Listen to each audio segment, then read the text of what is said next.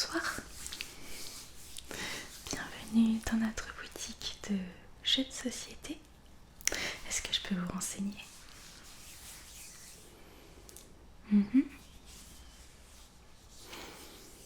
D'accord. Ok, très bien. Bien écoutez, vous êtes au bon endroit. Alors, donc nous avons tout type de jeux de société. Donc bien évidemment les jeux de société classiques qu'on connaît tous. On a des jeux d'ambiance, des jeux de plateau, de stratégie.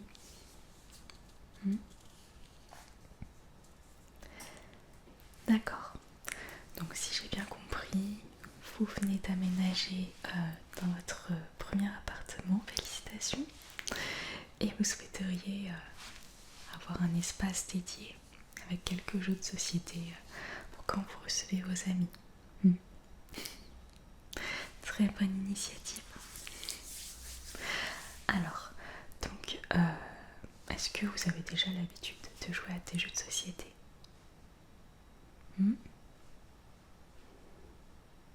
Ok, parfait. Super. Alors, je pense qu'on doit avoir au moins un jeu classique dans sa collection.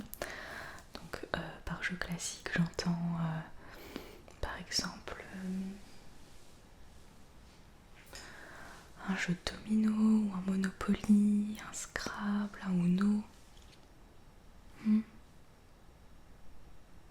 Ouais, je vais vous montrer ce qu'on a, sachant que nous vendons aussi bien des jeux neufs que des jeux d'occasion. Donc financièrement, les jeux d'occasion, ça peut être intéressant, surtout que bien évidemment chaque pièce du jeu, donc que ce soit des cartes, des dés, des pions, etc., sont en bon état. En général, c'est juste l'emballage qui présente quelques signes d'usure, mais lorsqu'on met un jeu d'occasion en vente, le jeu en lui-même est en très bon état. Ok. Voilà, donc est-ce que vous recherchez uniquement du neuf ou est-ce que vous êtes ok aussi pour l'occasion? Ok. Je vous parle de ça parce que je vous parlais du Uno par exemple.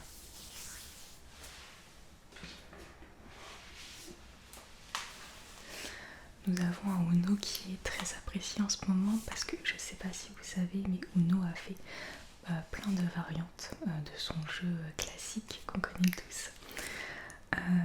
Et celui qui se vend bien en ce moment, d'ailleurs je suis en rupture, il me reste que un d'occasion.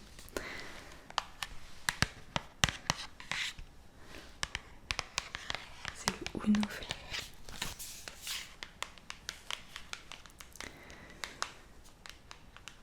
Le Uno Flip, c'est très rigolo. C'est le jeu du Uno classique, mais les cartes ont aussi un verso. Et donc ce qu'il y a en plus dans ce jeu, ce sont les cartes flip avec un icône qui indique que chacun retourne son jeu. Et du coup le jeu, les cartes changent de sens, je vais vous montrer.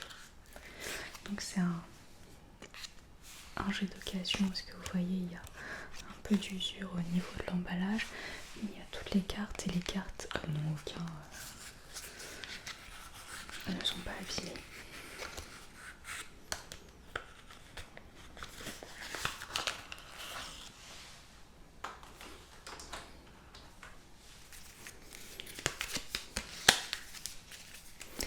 Donc voilà, ça c'est le Uno classique que vous connaissez, donc avec des chiffres, des cartes de couleurs,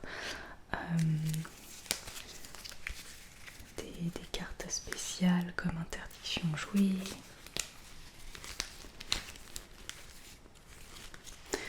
Mais dans ce jeu là on n'a pas de plus 4 ou de plus 2 classiques, on a des plus 1 parce que on a du coup un autre sens aux cartes, donc le sens classique et le verso. Donc le verso c'est le même principe, c'est juste que les couleurs sont différentes. Il y a toujours les chiffres et il y a d'autres cartes spéciales.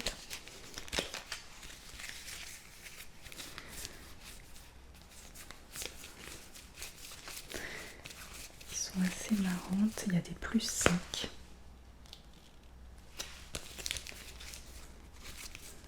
Voilà. Et il y a cette carte là qui est assez redoutable, c'est-à-dire que quand un joueur pose cette carte, le joueur suivant, donc le joueur qui pose cette carte, pardon, choisit une couleur parmi magenta, violet, orange et cyan. Et du coup, le joueur suivant doit piocher jusqu'à tomber sur la couleur demandée. Donc ça peut être très drôle parce que bon, parfois ça peut être, il peut piocher la bonne couleur du premier coup, ou parfois il est obligé de piocher 15 cartes jusqu'à obtenir la bonne couleur. Et ça c'est rigolo. Voilà. Et donc c'est cette carte là qui va changer, l'icône flip, c'est-à-dire que quand quelqu'un pose cette carte, tout le monde doit retourner son jeu. Et également le jeu,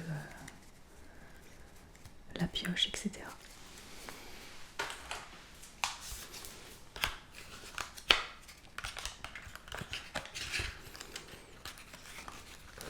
Voilà, donc c'est une version assez marrante du Uno.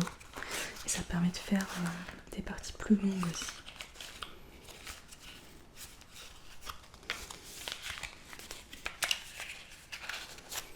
Voilà.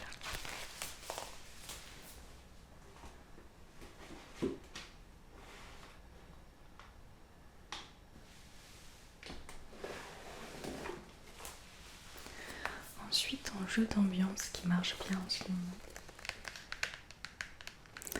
c'est le Bernard.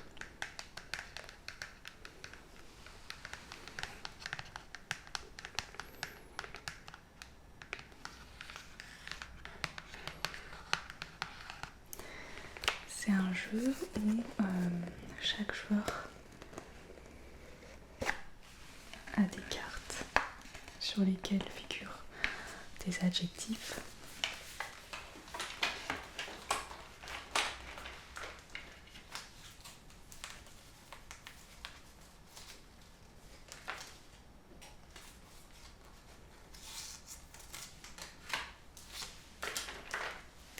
Je montre quelques cartes qui ressemblent à ça.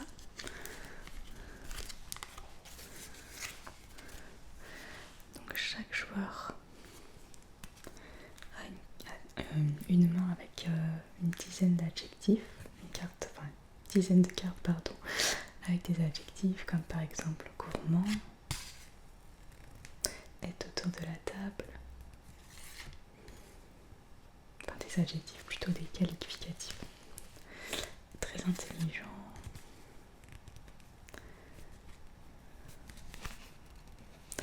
fait le plus beau métier du monde, etc., etc. Et aussi des adjectifs un peu plus trash, un peu plus marrants, un peu plus insultants aussi. Et le but en fait c'est que chacun à leur tour, chaque joueur va poser une carte. Et en fait, il faut que l'ensemble des qualificatifs fasse penser à quelqu'un. Ça peut être quelqu'un de connu, une connaissance du groupe, etc. Et lorsqu'un joueur n'a personne en tête qui correspond à tous les adjectifs, il peut dire qu'il ne sait pas. Et ensuite, la personne d'avant, soit elle a vraiment quelqu'un en tête, soit elle a bluffé en ayant posé le qualificatif, etc.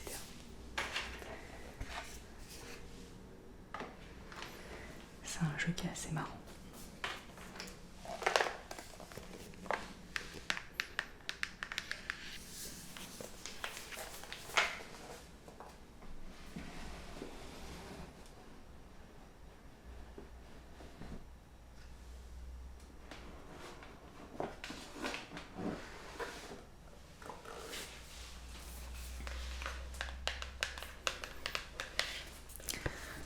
ensuite en petit jeu tout simple. Alors ce genre de petit jeu c'est très pratique parce que c'est pas encombrant et c'est un jeu que vous pouvez emmener facilement chez des amis si vous avez prévu une soirée jeu. Donc le trio.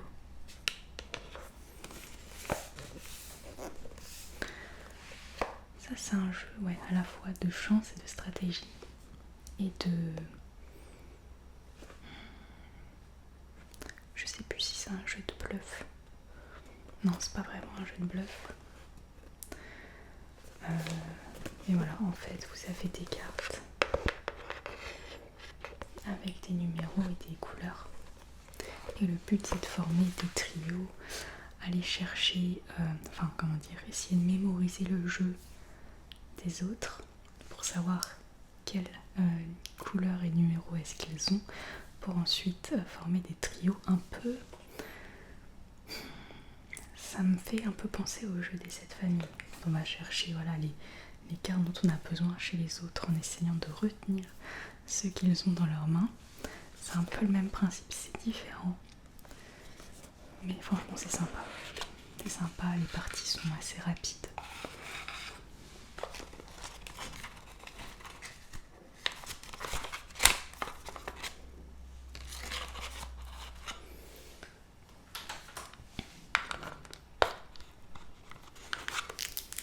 Et nous sommes sur un jeu neuf.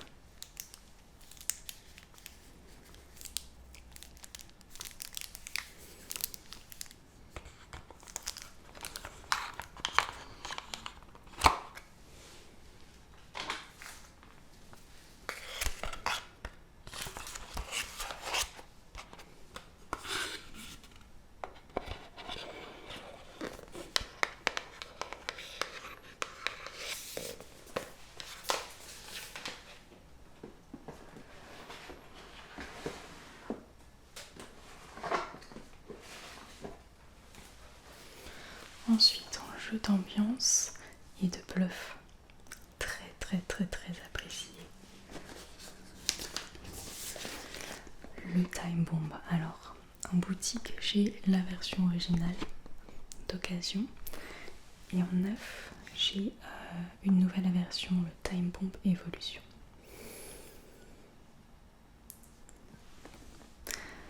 Le principe reste le même entre les deux, mais ils sont quand même différents. Voilà. Alors le but, c'est que nous sommes dans l'univers de Sherlock Holmes. Et le but du jeu, c'est pour les gentils de sauver Big Ben et pour les méchants, c'est de faire exploser Big Ben. Donc les gentils, leur but, ça sera de désamorcer les fils de la bombe et les méchants devront faire exploser la bombe. C'est un jeu de bluff parce que avant de commencer le jeu, chacun se voit distribuer un rôle face cachée qu'on ne montre pas. Une fois qu'on sait son rôle, on ne le révèle pas, donc on ne sait pas qui est gentil, qui est méchant. Ensuite, à chaque fois, on va avoir des tours avec des cartes. On doit regarder ces cartes sans le dire aux autres et dire ce qu'on a. Après, on peut dire la vérité ou on peut bluffer.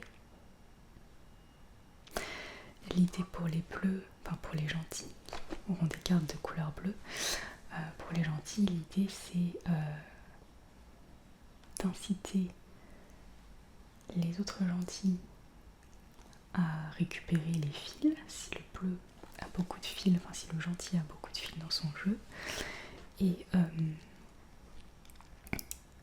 si par contre le gentil a la carte qui fait exploser Big Ben, il faudra justement inciter personne à venir dans son jeu, piocher une carte dans son jeu. Et eux, les méchants, alors moi personnellement je trouve que c'est plus rigolo d'être un méchant. Le méchant il va passer son jeu à bluffer. Et c'est très drôle.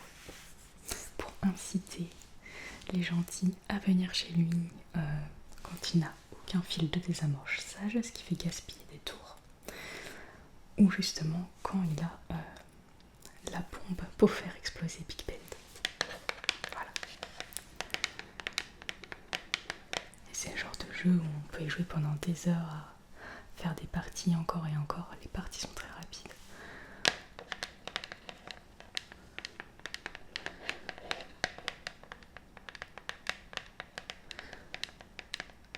Parce que ouais, c'est un jeu de bluff qui est à la fois simple et qui met l'ambiance quand même.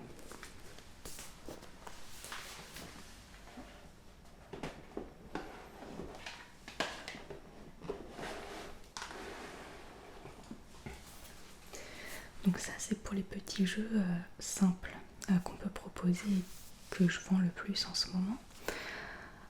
Mais on a aussi des jeux de stratégie pour faire des parties de plusieurs heures. Donc c'est des jeux assez complexes mais qui sont passionnants.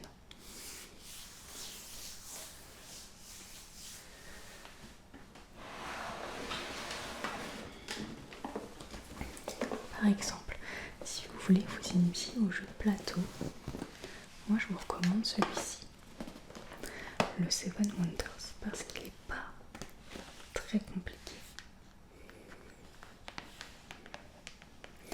Donc chaque joueur incarne un empire et doit faire un maximum de points. Donc pour faire un maximum de points, soit on peut faire la guerre, faire de la science, construire des monuments,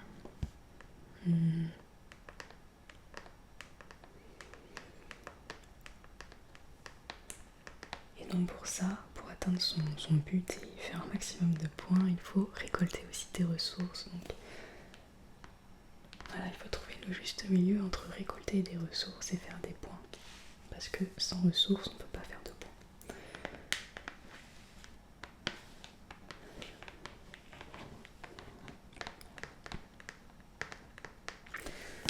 C'est vraiment un jeu très sympa.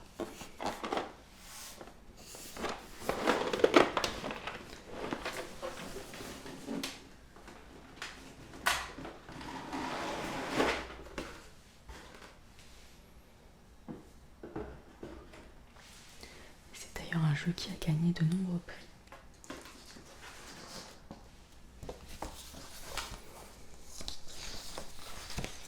Vous voyez, ça c'est les règles du jeu.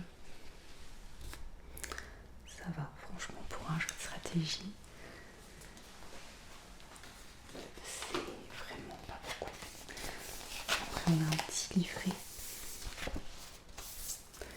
qui détaille un peu.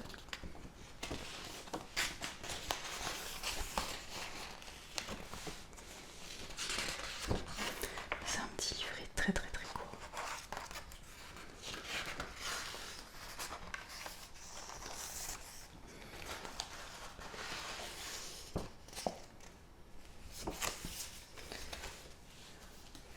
Voilà, c'est un jeu de stratégie qui est franchement accessible. Donc, si vous n'avez pas l'habitude de faire ce genre de jeu, moi je vous recommande celui-ci.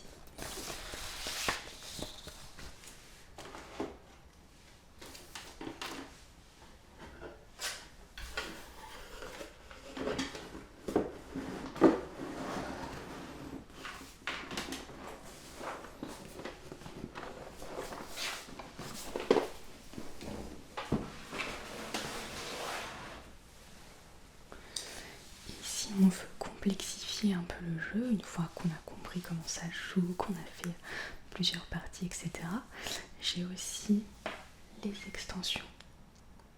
Voilà, c'est un jeu on peut rajouter des extensions.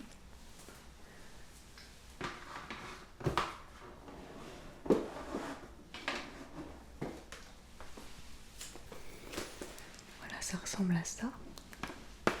Par exemple, cette extension qui s'appelle Édifice.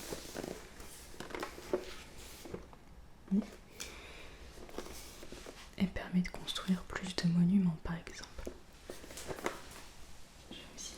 aussi Armada qui permet de rajouter, on va dire, un aspect naval au jeu. Donc on peut faire de l'exploration navale et gagner des points grâce à l'exploration ou la guerre. Voilà, rajouter une puissance militaire navale du coup. Voilà, c'est l'extension la plus complète Armada.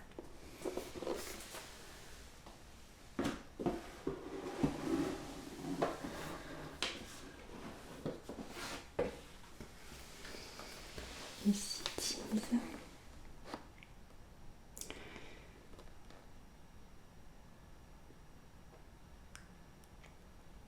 Cities rajoute des cartes.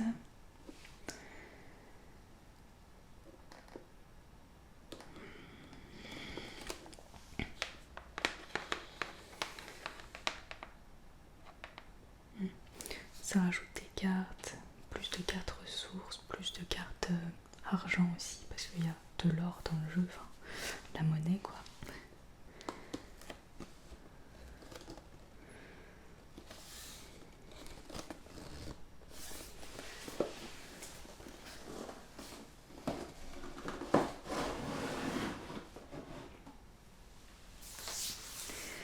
Et sachez que pour tous ces jeux-là qui sont complexes, enfin les jeux de stratégie, on organise des ateliers, c'est-à-dire que si vous achetez par exemple le Seven Wonders, vous pourrez vous inscrire gratuitement à notre atelier Seven Wonders où vous pourrez jouer du coup, enfin, on vous expliquera les règles et on pourra faire des parties du coup avec d'autres clients.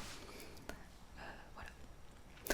Ça vous permet d'apprendre les règles plus facilement et en pratiquant. Et d'ailleurs, en jeu de stratégie aussi, si jamais vous y prenez goût,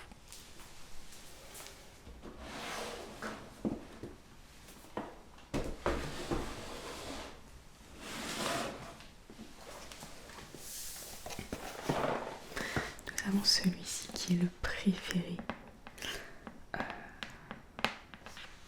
de notre clientèle.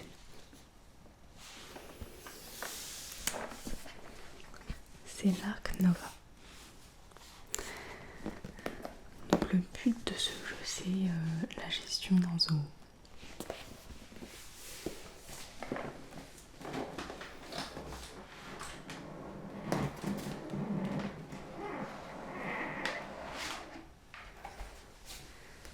Donc le but, c'est la gestion d'un parc animalier.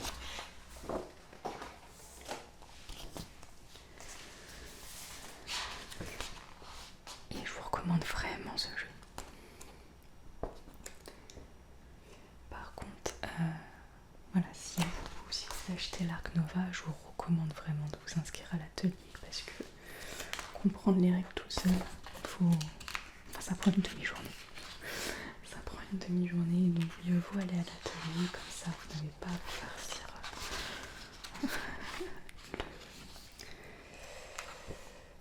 tout le livret de règles.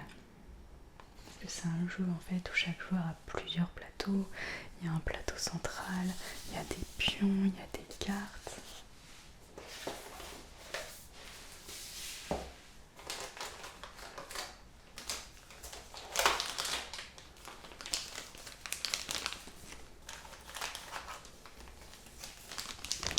Et donc il y a des paquets de cartes, des petits jetons. Encore d'autres paquets de cartes.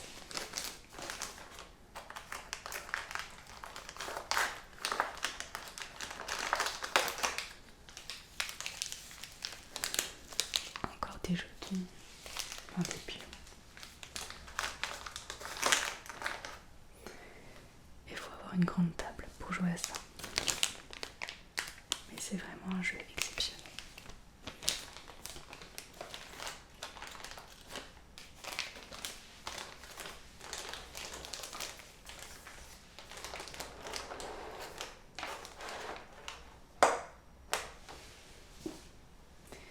Et une partie d'Ark Nova, ouais, c'est plusieurs heures.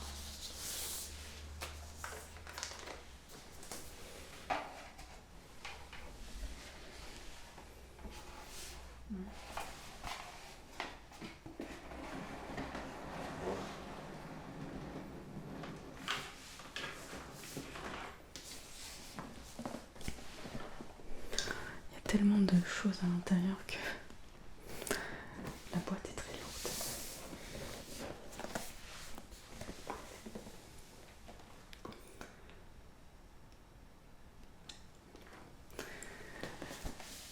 Une partie est estimée entre 90 et 150 minutes. Donc, ouais, presque 3 heures.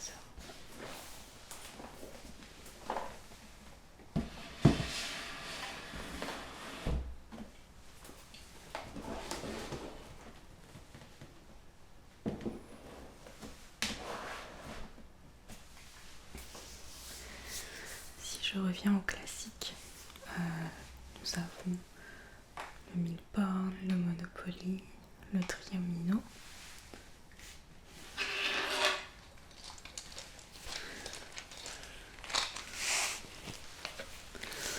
Nous avons aussi le Scrabble en format voyage.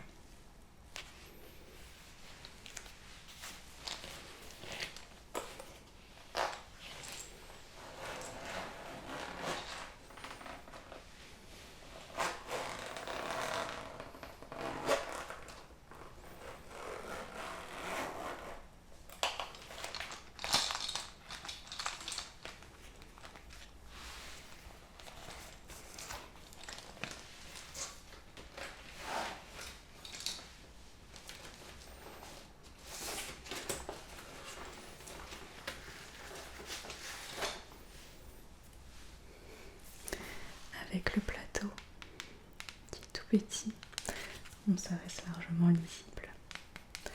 Et là vous avez des petits trous dans les coins des carrés pour fixer les lettres. Donc c'est pratique si vous êtes en transport par exemple. Si ça bouge un peu, au moins ça va pas éclater tout le plateau.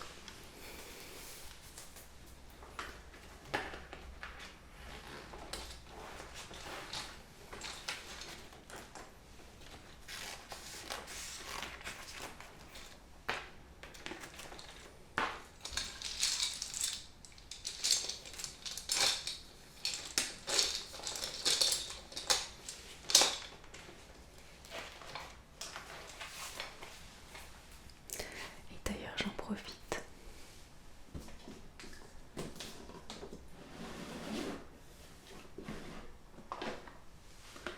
Si vous aimez le jeu du loup-garou, le week-end prochain, on organise une soirée loup-garou avec cette version du jeu, qui est une version avec plus de rôles en fait. Chaque personne aura un rôle parce que ce qui est un peu relou dans le loup-garou, c'est qu'on est tout le temps villageois. Les villageois, ils n'ont rien à faire. Donc ouais, quand on joue plusieurs fois au loup-garou et qu'on est tout le temps villageois, c'est pas amusant. Et avec cette version-là, chacun a un rôle. Donc il y a les loups-garous, bien évidemment, les rôles classiques comme la petite fille, la voyante, la sorcière, le chasseur, mais il y a aussi le vampire. Qu'est-ce qu'il y a d'autre? Il y a aussi le vampire, le conte, le loup chaman, le loup rêveur, le traître, le prêtre, le tanneur.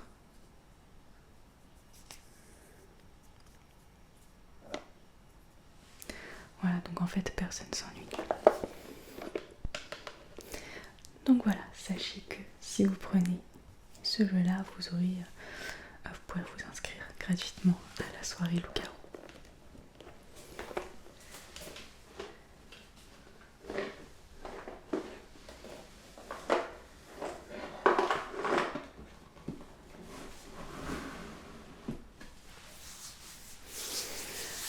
Alors dites-moi, est-ce que vous avez fait votre choix? Ok, très bien. Donc le Uno, il est à moins 50% vu qu'il est d'occasion.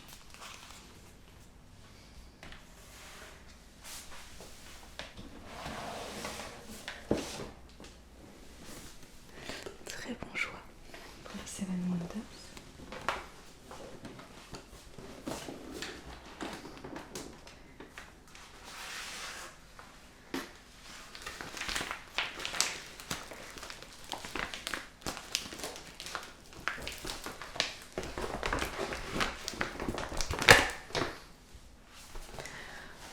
On met ça dans un sac. Ok.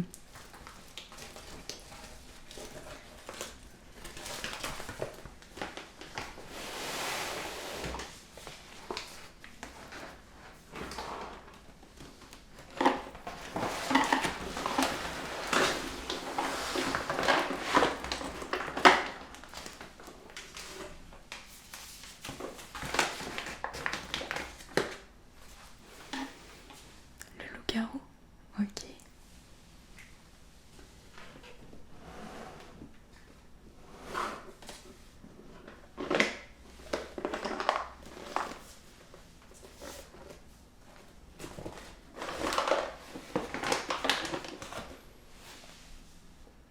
Et le time bomb.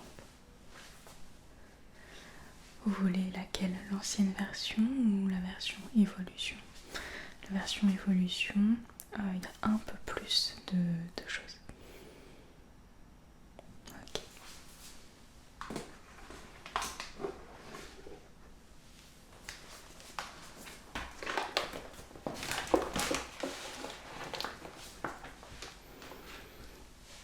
Ok, super, bon, c'est déjà pas mal. Est-ce que je vous inscris à la soirée loup-garou? C'est gratuit vu que vous prenez le jeu. Ok.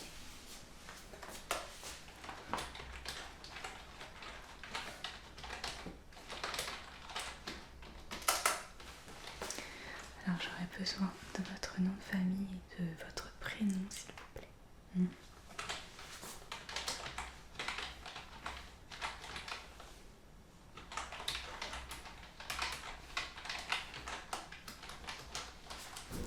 Très bien, votre code postal.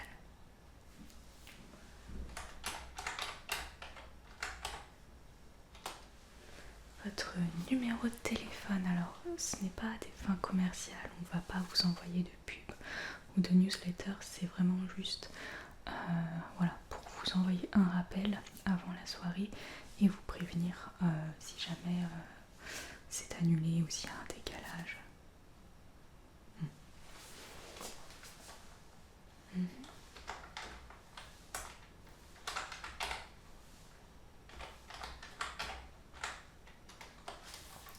Et votre adresse email s'il vous plaît.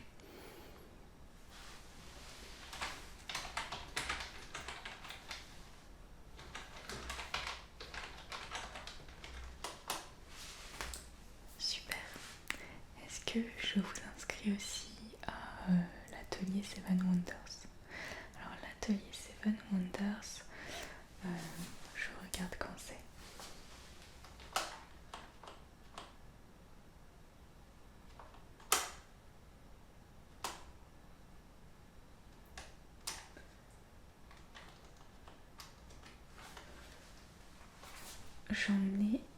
J'ai une soirée Seven Wonders le week-end, pas celui qui arrive, donc celui où il y a la soirée loup-garou, mais celui d'après. Ok.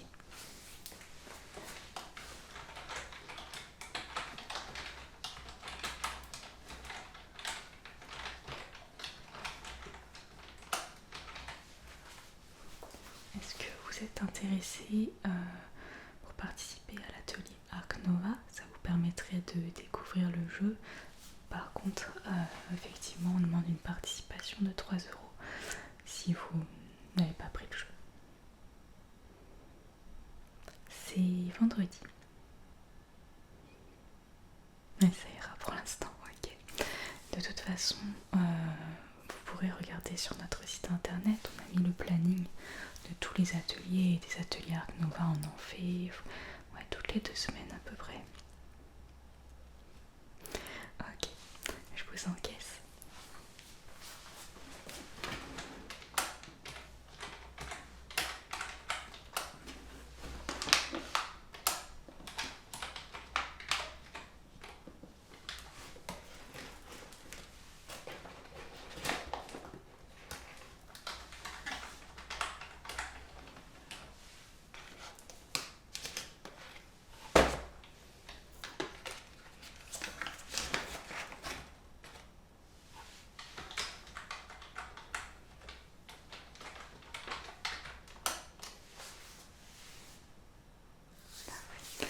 Je vous laisse insérer votre carte bancaire juste ici, à votre gauche.